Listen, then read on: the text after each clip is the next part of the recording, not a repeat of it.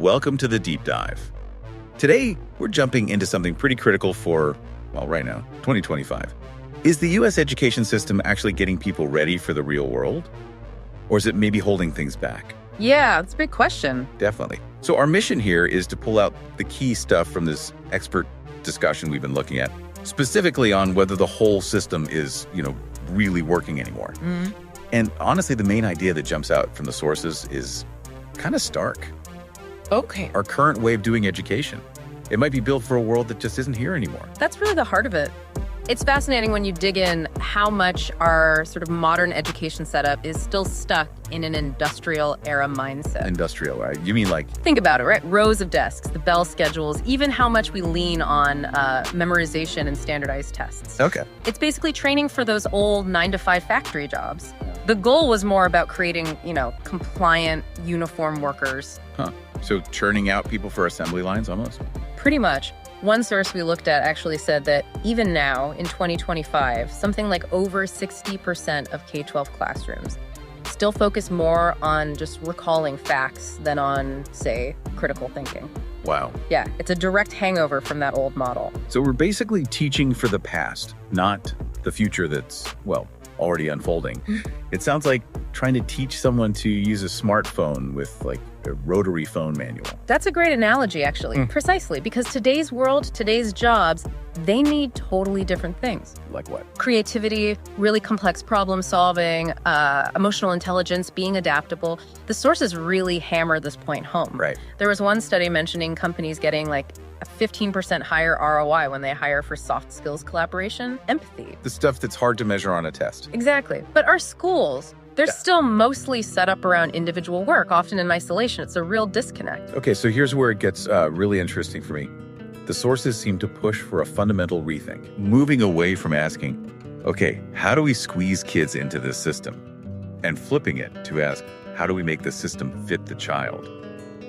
That feels huge. It is. It's a complete paradigm shift. Did the materials give any real-world examples of what that looks like? How do you even start doing that? Yeah, they did point to some innovative pilot programs. There was one detailed example, I think it was in Finland, where students actually help create their learning goals with the teachers. Oh, interesting. Yeah, so instead of just this fixed curriculum handed down, they explore topics based on what they're curious about, what seems relevant to the real world.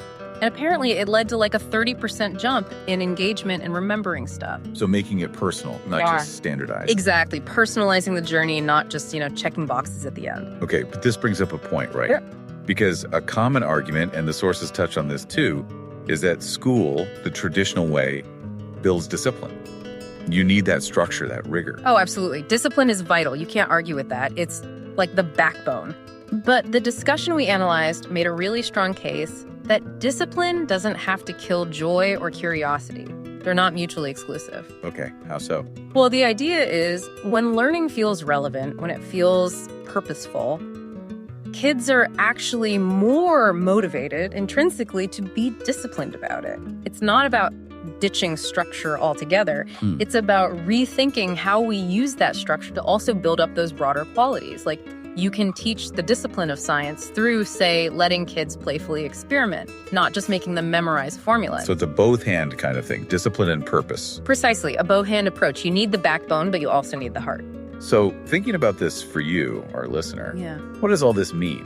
Whether you're a student in the thick of it, or a parent thinking about your kid's future, or an educator trying to make it work. Or just anyone interested in learning, really. Yeah, exactly. These questions really hit home for everyone, don't they? It's all about making sure education actually prepares us, not just for the stuff we know now, but for all the unknowns coming down the track.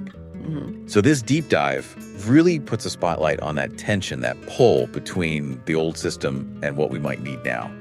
And this urgent need to maybe rejig our priorities. Yeah, it leaves you thinking. Definitely.